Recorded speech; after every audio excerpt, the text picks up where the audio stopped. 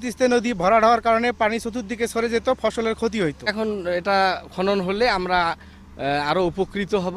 সবাই আন্দোলন করেছে দীর্ঘদিন থেকে। আমরা আশা করি যে এই খাল পুনঃখননের মধ্য দিয়ে নদীর পানি সারা বছরেই চলমান থাকবে এবং এই পানি থেকে উড়িপুরবাসী বিভিন্নভাবে কৃষি, সেচ সহ মৎস্য এবং জীবন ধারণের বিভিন্ন উপকরণ এখান থেকে সংগ্রহ করতে পারবে।